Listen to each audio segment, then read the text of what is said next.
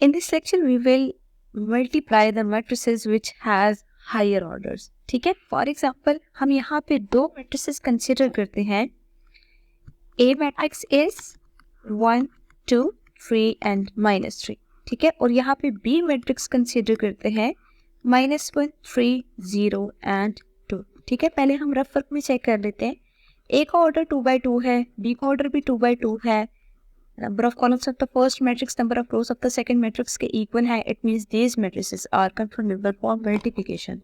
अगर ये multiplication के लिए conformable है तो हम इनको कैसे multiply करेंगे? ठीक है, 1 2 3 -3 और यहाँ पे -1 3 0 2 है. ठीक है, ये याद रखिएगा. प्रीवियस लेक्चर में जो हमने मल्टीप्लीकेशन डिस्कस की है उसमें जस्ट सेकंड प्लेस पे एक कॉलम आ रहा था. अब यहाँ पे देखिए मल्टीपल कॉलम्स भी आ सकते हैं, मतलब 1 2 3 4 up to so on number of columns ज़्यादा भी हो सकते हैं. तो हमेशा याद रखिएगा इस मल्टीप्लिकेशन के लिए हमेशा हमने इन दोनों रोज को पहले इस कॉलम से मल्टीप्लाई करना है. ठीक है, कैसे?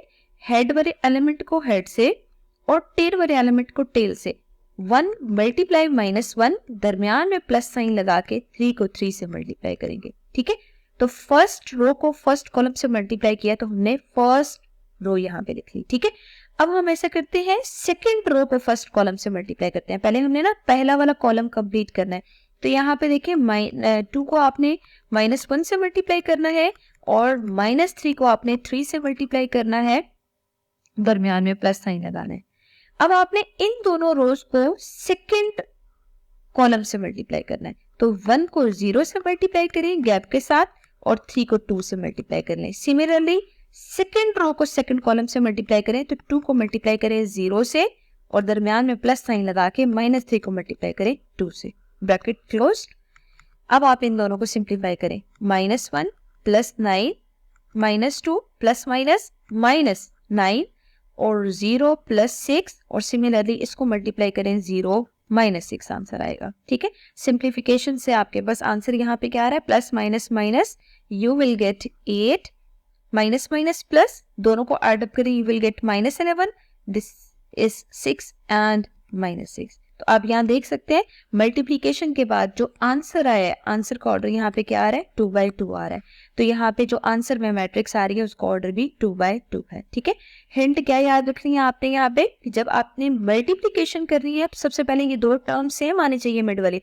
अगर वो दोनों सेम टर्म्स आ रही हैं तो आपने फर्स्ट मैट्रिक्स के दोनों रोज को आपने इंडिविजुअली हर कॉलम से मल्टीप्लाई करना है. देखिए मैंने जब पहले कॉलम से मल्टीप्लाई किया तो ये मैंने न्यू जो मैट्रिक्स आ रही है ना रिजल्टेंट मैट्रिक्स, उसका एक कॉलम कंप्लीट कर लिया. फिर आपने गैप के साथ देखिए ये गैप आ रहे हैं ना, गैप यहाँ पे लेना है. उसके बाद फिर आपने सेकंड कॉलम से मल्टीप्लाई कर लेना है और आपके पास आंसर भी आ रहा है. This is the multiplication method. अब हम यहाँ पे एक और मैट्रिक्स कंसिडर करते हैं जिसका ऑर्डर डिफरेंट हो.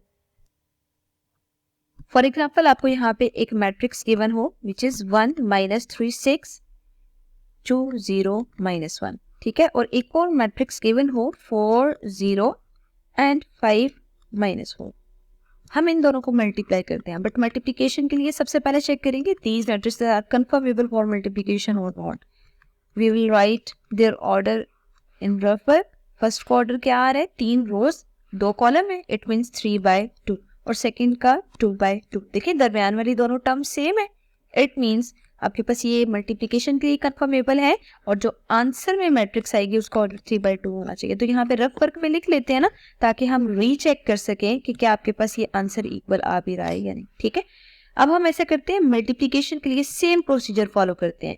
यहाँ पे रोज कितनी आ रही हैं? 3 रोज आ रही हैं. तो सबसे पहले जितनी भी रोज आ रही है ना इसको आप यहाँ पे मेंशन कर लें और फर्स्ट कॉलम से इन तीनों रोज को मल्टीप्लाई करें. तो टेल वाले एलिमेंट को टेल से और हेड वाले एलिमेंट को हेड से मल्टीप्लाई करके दरमियान में आप प्लस साइन लगाएं.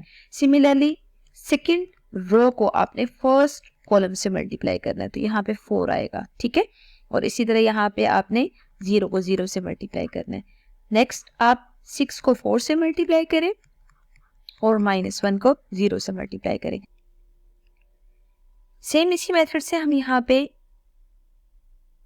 सेकंड कॉलम से दोनों टर्म्स को मल्टीप्लाई करेंगे. ठीक है, जब आपने सेकंड कॉलम से मल्टीप्लाई करना है तो 1 को मल्टीप्लाई करेंगे 5 से देखिए आप देख सकते हैं दिस इज सेकंड कॉलम, तो फर्स्ट रो को फर्स्ट कॉलम से ऑलरेडी कर लिया। अब सेकंड से अगर करना है तो 1 को 5 से और 2 को -4 से। सिमिलरली -3 को 5 से और 0 को -4 से, और यहाँ पे 6 को 5 से एंड -1 को -4 से मल्टीप्लाई करें। सिंप्लीफाई करें, 4 + 0 -12 + 0 and 24 + 0, 5 - 8 -15 + 0, 30 -- +4। ठीक है, मजीद देखिए सिंप्लीफाई करने से 4 - 12 24 -3 -15 एंड 34 आंसर आ रहा है। This is answer. अब जरा आंसर का ऑर्डर कंपेयर करें जो हमने रफ वर्क में किया था उससे। ठीक है, तो आंसर में हमारे पास ऑर्डर 3/2 आना चाहिए। तो यहाँ पे आप देख सकते हैं 3 रोज और 2 कॉलम ही आ रहे हैं। इट मीन्स हमने यहाँ पे वेरीफाई कर लिया है कि जब हम मल्टीप्लीकेशन करते हैं तो वो जो एक्सट्रीम पे दोनों वैल्यूज आ रही होती हैं वो दोनों वैल्यूज हमेशा रिप्रेजेंट करती हैं कि हमारे आंसर का ऑर्डर क्या होगा।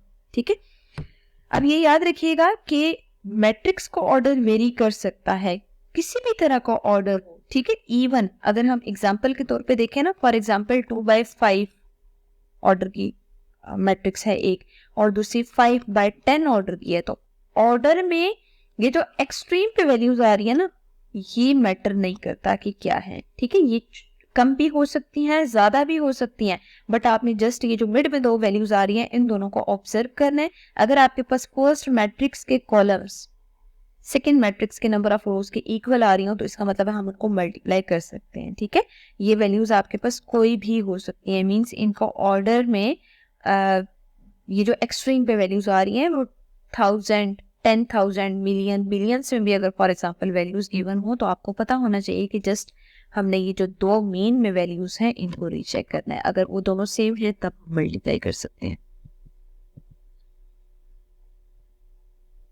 Here is the assignment for you. आपने इन सब क्वेश्चंस को सिंप्लीफाई करना है, और मल्टीप्लिकेशन के लिए ज़रूरी नहीं है कि सब में मल्टीप्लिकेशन पॉसिबल भी हो। सबसे पहले आपने रफ वर्क में चेक कर लेना है साइड पे कि उनका ऑर्डर सेम है या नहीं, फिर उसको मैथमेटिकली लिखें। अगर उनका ऑर्डर सेम है तो मल्टीप्लिकेशन होगी। अगर उनका ऑर्डर इस फॉर्म में आ रहा है कि number of columns number of रोज के इक्वल नहीं है तो इसका मतलब उनकी मल्टीप्लिकेशन नहीं होगी। आपने डायरेक्ट नहीं लिखना है कि multiplication is not possible here, बल्कि आपने आगे डिटेल में रीजनिंग भी बतानी है कि क्यों मल्टीप्लिकेशन पॉसिबल नहीं है, और उसकी रीज़न यही होगी कि फर्स्ट मैट्रिक्स के जो नंबर ऑफ कॉलम्स हैं वो सेकेंड मैट्रिक्स के नंबर ऑफ रोज के इक्वल नहीं होंगे। तो उसको सबसे पहले मैथमेटिकली डिफाइन कीजिएगा, उसके बाद फिर आपने प्रॉपर रीज़न दे के क्वेश्चन को सिंप्लीफाई करना है।